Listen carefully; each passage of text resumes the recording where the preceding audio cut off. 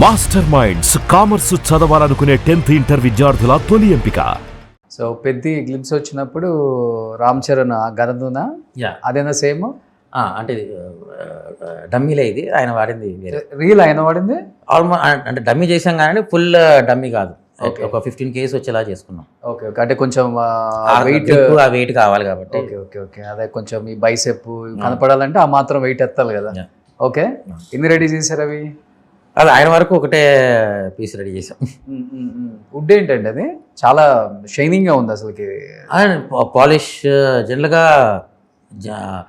కుస్తీ చేసే వాళ్ళు వీళ్ళందరూ చాలా నీట్గా పెట్టుకుంటారండి.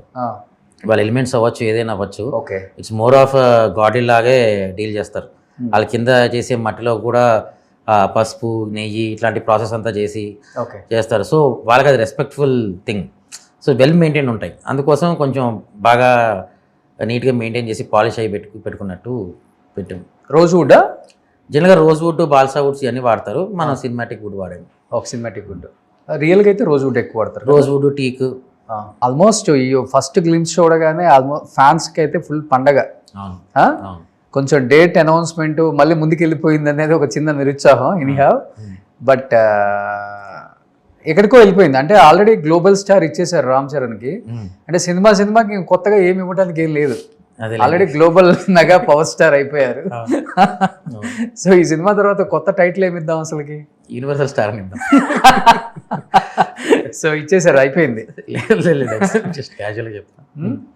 బట్ చాలా కొత్తగా ఉంది. ఎందుకంటే స్పోర్ట్స్ ఇంత పెద్ద డ్రామా పిక్చర్ ఏది రాలేదు కూడా స్పోర్ట్స్కి సంబంధించి. అంటే నార్త్లో మనం బాలీవుడ్లో చూసాం కానీ ఏమనిపించింది సార్ కథ విన్నప్పుడు? మీకు ఫుల్ వెయిటేజ్ అనిపించిందా క్యారెక్టర్ కానీ, లేకపోతే ఎంటైర్ స్టోరీ కానీ? Not only Ram Charan's character, remaining other characters కూడా. ఓవరాల్గా కథ ఈజ్ వెరీ ఎమోషనలీ రూటెడ్ అండి. ఎమోషన్స్ ఏవైతే ఈ కథలో ఉంటాయో భయంకరంగా గ్రౌండ్ లెవెల్ రూటెడ్ ఉంటాయి. ఈజీలీ కనెక్ట్ అయిపోతాం ప్రతి క్యారెక్టర్కి, ప్రతి క్యారెక్టర్ ఎమోషన్కి ఈజీగా ఆడియన్స్ అనే వాళ్ళు కనెక్ట్ అయిపోవడం జరుగుతుంది. సో టోటల్ ఆ సినిమా ట్రావెల్ ఆఫ్ జర్నీలో ప్రతి ఆడియన్స్ ట్రావెల్ అవుతాం. సో అల్టిమేట్లీ ఎమోషనల్ ఫ్యాక్టర్ మాత్రం లాస్ట్కి వచ్చేసరికి అందరి కంట్లో నీళ్ళుతోనే బయటకు వస్తారనేది నేను గట్టిగా చెప్పేది. కథ చెప్పేది ఇప్పుడు ఎయిట్ చేశారా మీరు కూడా? ఎస్, మామూలు కాదు. ఆల్మోస్ట్ ఒక చెప్పాను 20 minutes వరకు నేను ఏంటి కథ ఇలా ఉంది ఏంటి అనే ఒక షాక్ మూడ్లో ఉన్నాను. స్పోర్ట్స్ డ్రామాలో అంత ఎమోషనల్ ఏముంటుంది సార్? ఎలిమెంట్ జర్నీ అండి. It's all about journey. Sports ఏముందంటే అదే 6 అదే 4 అదే గెలుపు అదే కుస్తీ. But what is the difference is the emotion. లగానికి ఒక ఎమోషన్, అలాగే దీనికి ఒక ఎమోషన్, ప్రతి దానికి ఒక ఎమోషన్ ఉంటుంది కదా. So emotion is something which will be a different experience. కానీ ఇప్పుడు బుచ్చిబాబు రామ్ చరణ్తో సినిమా చేస్తున్నారని అనౌన్స్మెంట్ వచ్చిన తర్వాత అంత ఊపైతే రాలా. టు బి ఫ్రాంక్ మాట్లాడుకోవాలి కదా. కొన్ని ఉప్పెన తీశారు. ఉప్పెన తర్వాత ఒక 4 years గ్యాప్, మధ్యలో ఒక 2-3 పిక్చర్స్ ది బెస్ట్ చేశారనుకోవడానికి కూడా లేవు. ఓన్లీ ఉప్పెన, అది కూడా అతను కూడా డెబ్యూ ఫిలిం. చూస్తే ఒక్కసారిగా పెద్ది.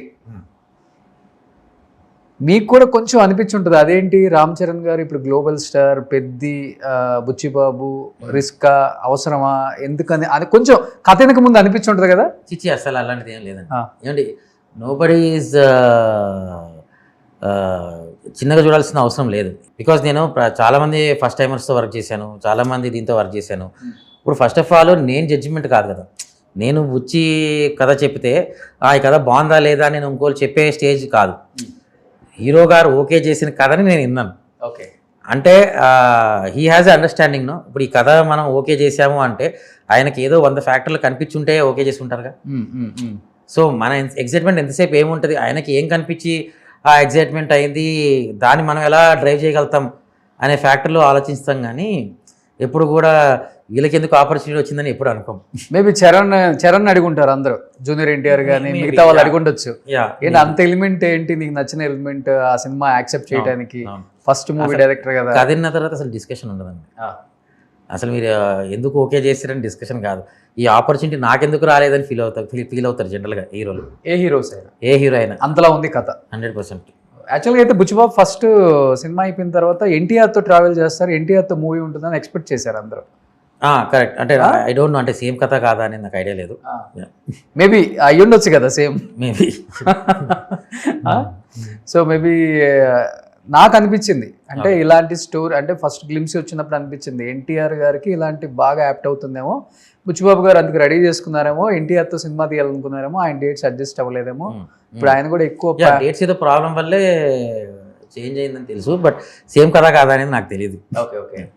సో ఒక టాప్ 5 ఆర్ట్ డైరెక్టర్స్, ఇప్పుడు బిఫోర్ ఆర్ట్ డైరెక్టర్స్ అనేవాళ్ళు ఇప్పుడేమో ప్రొడక్షన్ డిజైనర్స్ అని చెప్తున్నారు. కొంచెం pan India movies, pan world movies వచ్చిన తర్వాతే ఈ ఆర్ట్ డైరెక్టర్స్ అనే వాళ్ళు కూడా కొంచెం ఇంటర్వ్యూస్ ఇస్తున్నారని చెప్పుకోవచ్చు కదా సార్.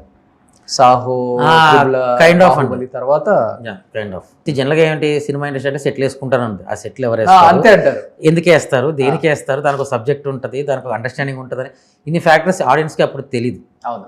బట్ కొంచెం దసరా, మహానటి, శ్రీమంతుడు ఈ సినిమాల తర్వాత అవినాష్ కొల్లా అనేది కూడా ఎవరో తెలిసిపోయింది.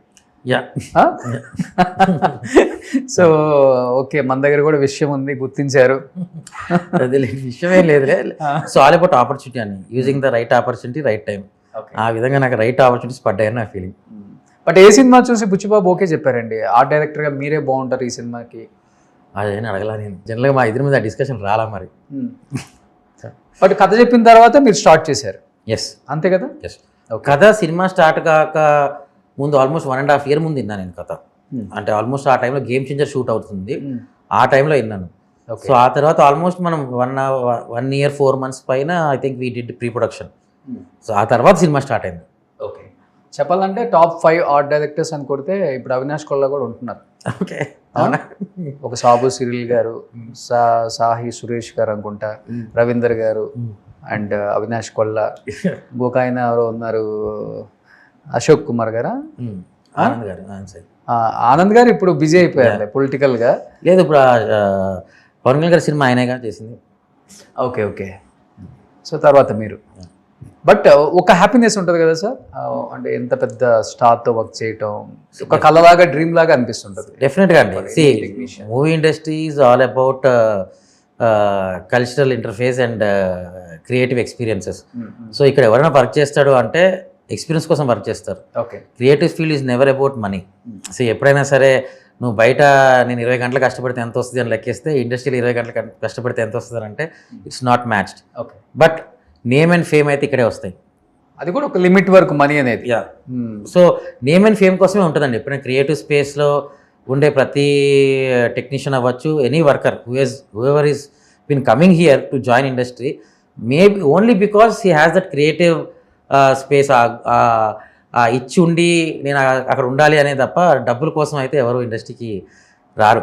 It's more of passion thing. Suman టీవీలో మీ పర్సనల్ అండ్ బిజినెస్ ప్రమోషన్స్ కోసం కింది నెంబర్కి కాంటాక్ట్ చేయండి.